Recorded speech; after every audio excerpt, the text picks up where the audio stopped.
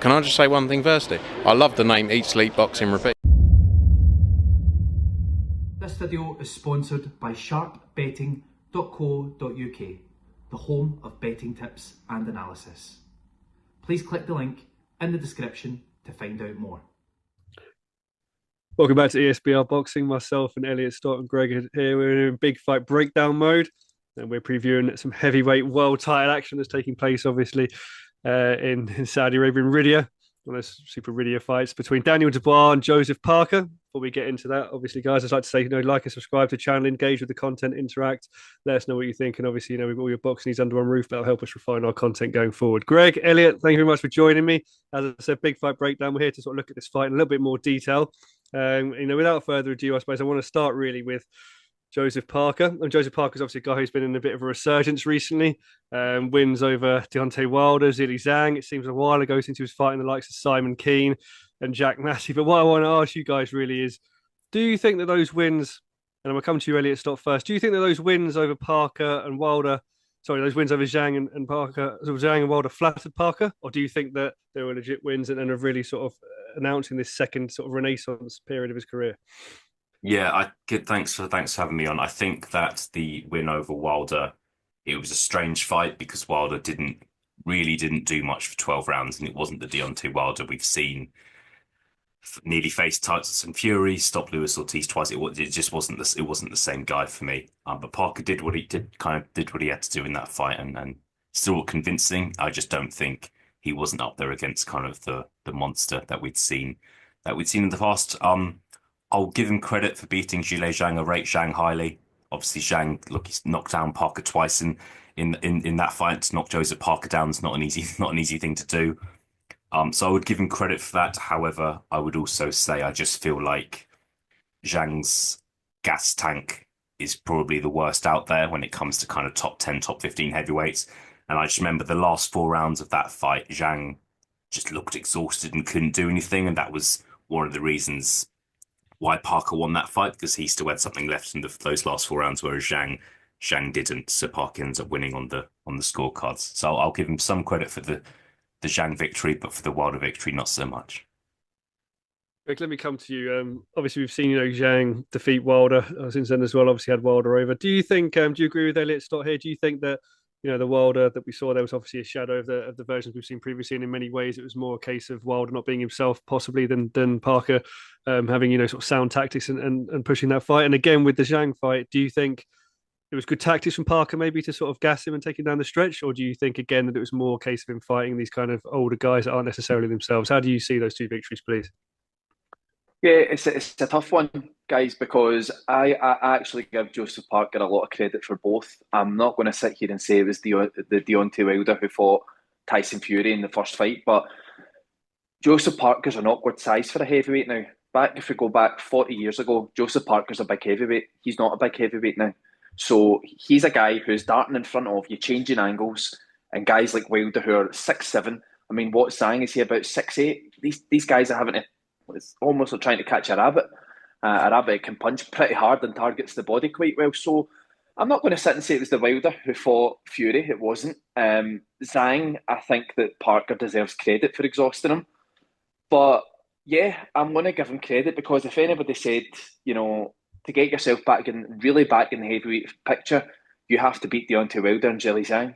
If you asked somebody that 18 months ago, they would be like, nah, it's okay, I'll pass. I'll wait for a vacant title shot. So yeah, I give him some form of credit. I agree with what you're saying there, Greg. Actually, I think credit has to be said. But we're talking about credit, I suppose, on Daniel Dubois, a guy that's, I suppose, has received quite a lot of credit recently. Obviously, the victory over Anthony Joshua, I suppose, a real sort of standout victory. There was that build over, obviously, with Jarrell Miller, Philip Hrgovic. People starting to go, actually, hold on, we start taking him seriously again after what was, I suppose, a loss against Joyce. Potential accusations that he sort of finished that fight a bit prematurely. Some people like to see him go on his shield. Greg, I suppose I'm going to come with you, like I said, come back to you again here and ask, take the belts out of it. So obviously you can sit there and go, he's a world champion, so maybe he should be top 5. But do you have Daniel Dubois now as a top 5 heavyweight? Obviously, some of those names you've had, Usyk, Fury, Joshua. I've seen other names, like Piccoli kicking around, Parker himself, for example, Zhang. Do you have Dubois nailed onto that top 5? And if so, just give us an impression of where you sort of have him really in your heavyweight rankings at this point in time. Yeah, thanks, Elliot. I think you've got to. he's actually not very unsimilar to what Joseph Parker's done. He came back, he had the fights with Hrgovic, Jarrell Miller. They're not Zhang and Wilder, but Hrgovic was the most avoided heavyweight in the division at one time. Really, really avoided. So I think you've got to have him maybe around about 3, 4 at the moment. I think you've probably still got to have Usyk at the very, very top, of course. Fury, well, we don't know what the score with Fury is to rank him, not to rank him. But aside from those two, it's hard to see too many heavyweights who are better than Daniel Dubois at the moment. If I can throw a spanner in the works, I think AJ had him really hurt. And I think when he knocked AJ out, he caught him at the right time. But you know, if what is it that Elliot Stott likes to say? If no, he knows what I'm going to say. So yeah, I do. I have him top 5 certainly, but maybe top 3, Elliot.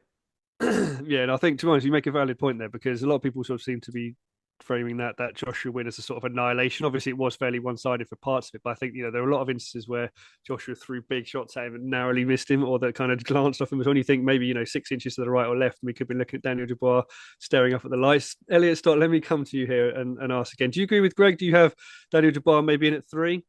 Behind Fury and Usyk at this stage, or do you think that there's sort of Fury, Usyk, and then there may be a bit of a drop off? Do you have in the best of the rest of those guys, or do you think it's not as clear cut as that?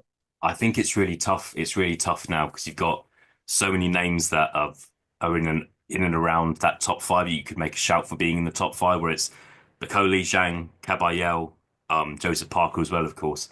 I'm personally not going to include Fury in my kind of top 5 personally, because we've been told he's retired, so fair enough until we hear otherwise. He's not in my top 5. I've actually got Dubois at number 2, personally. There are some other fantastic heavyweights out there, but I base rankings on what you've actually done, not what people might predict you to do. As impressive as Martin Bakole looked in his last fight, when you look at Bakole's best wins and compare them to Dubois' best wins, there's no real comparison for me. So he has to be above Bakole. Ajit Kabayel is another big name as well, but when you compare Kabayel's best wins to Dubois, again, not much of a comparison for me. Zhang as well was definitely in my top 5. Joseph Parker is in my top 5. But yeah, Dubois at number 2 behind Usyk for me. Interesting. I think we are going to come now to touch on, so I suppose, what someone's going to have to do as opposed to what they've already done. And we are going to talk about Joseph Parker here tactically, really, because I suppose you look. This is a question I'm really interested in, guys. Actually, really interested in your insight here, because you look at someone like Daniel Dubois, KO machine, obviously. I think what's he got? Something like 21 KOs in 22 victories, but has equally, kind of gone the distance with. Well, I say gone the distance. Went the 10 rounds with Jarrell Miller before stopping him in the last. Went 9 with Usyk as well. So we know he's kind of conditioned to maybe going a bit. And the question I really want to know is how Joseph Parker's going to beat him. I think we've seen Joseph Parker. Again, he's got 23 stoppages and 35 himself, but doesn't necessarily have the brute power. I went the distance, obviously, with Zhang. Went the distance with Wilder again. But then, so we know he can also go the distance. But what I'm going to ask you, and we'll come to you, Elliot Stott, first here, is if you're Andy Lee, you're sitting there with Joseph Parker trying to devise a plan to beat Daniel Dubois. Quite interesting. Good hand speed, good power, like I say, also quite good conditioning. How are you sort of going about doing that? How are you basing it? What are your sort of outline of your plans? And then, Greg, I'm going to come to you as well for further insight. But start with you, Elliot Stott, please. Yeah, I think Dubois has lost 2 fights as a pro, both of them in the second half of each fight against Usyk and Joyce. And for me, there are still question marks when you get to rounds 8, 9, 10, and the going gets tough. Like, the gas tank isn't what it was. You've taken a few punches. Where's his heart at? And I just think we saw what happened against Joyce. It's a long time ago. Dubois was a young fighter in that fight, but look, he took a knee and didn't get back up. Usyk, it just felt like when the going got tough, he got stopped. Against Jarrell Miller, there was some very nervy moments. I think that was a 10-round fight, but remember round 7, 8, 9, I thought there was some quite nervy moments where I thought Dubois was possibly in trouble. So that's my worry with Dubois. Whereas I feel like Parker, on the other hand, is extremely tough. Parker's obviously been stopped himself against Joe Joyce. But I just think that if I'm Andy Lee, I'm just saying get Dubois in the second half of the fight and put pressure on him then, show him who's got the better gas tank then, wear him down and possibly stop Daniel Dubois in the second half of the fight. So that's what springs to mind for me. To Greg's kind of the tactical master here. I'm definitely not. So I'm more interested to see what Greg's got to say rather than me. Before we go to Greg, I'm going to follow up question here. Really, and that is, I saw a fairly entertaining. I was going to say arousing, but it probably wasn't that much in my advanced stage. An entertaining clip between Andy Lee and Daniel Dubois, where he was talking. Andy Lee was actually saying something very similar around Daniel Dubois possibly reverting to type when the going gets tough. He sort of goes that way. Do you buy into that story? Do you think there is a genuine sort of is it enough of us to sit here and say that is in Daniel Dubois? Like we got Joe Joyce, maybe he was injured, he was quite young early on in his career. Usyk, you think, future, obviously, first ballot Hall of Famer, arguably on the greatest boxers, the greatest boxer has ever been. Do you think we're judging him a bit harshly, or do you think there is that kind of, I don't want to say it, but that kind of quit in him when the going does really get tough? Do you think that's a fair thing to say? I think there is, and I think that's okay. Boxing's a brutal sport. Heavyweight boxing is brutal. So I think it's okay to have the element of quit in you. It's a weakness. I think one thing that's changed with Dubois is his dad's in his corner now. And I just think if there's one person who's going to shout, get up, and he's going to pay attention to, it's his dad. Whereas I just feel like Martin Bowers, who was the trainer early in his career, maybe possibly not. So I think that's one thing that's changed. But we'll see. I think that's for me the best answer I can give you is we'll see what happens. We'll see if we're there and it's round 8, round 9, and Parker's putting pressure on him. It's the scorecards are close. What happens? That for me, that's a big question. If we get to those rounds. No, I totally agree with you, Greg. As I said, Stotty's giving you the build up there, and I'm going to sort of echo it. To be honest with you, you are the man, obviously, with the insight when it comes to sort of fight tactics here as well. So I'm going to put you in Andy Lee / Joe Parker's corner here and say, how are you advising him? How do you think he wins this fight? How do you sort of negate, I suppose, the threat of Daniel Dubois? How do you go about it, Greg? Really kind words, guys. Thank you. I think for this fight, for me, there's 2 blueprints to beat Daniel Dubois. Kevin Lerena started quick. He had Daniel Dubois really up. He gasses a little bit late in the fight, but he's been in with some serious guys. There's no shame in gassing. You've got guys like Joe Joyce constantly walking after you, Jarrell Miller constantly walking after you, Hrgovic constantly coming after you. So if I'm advising him, you start fast, but I think the way to beat Daniel Dubois, I think if you don't step into his right hand, step away into the jabbing hand.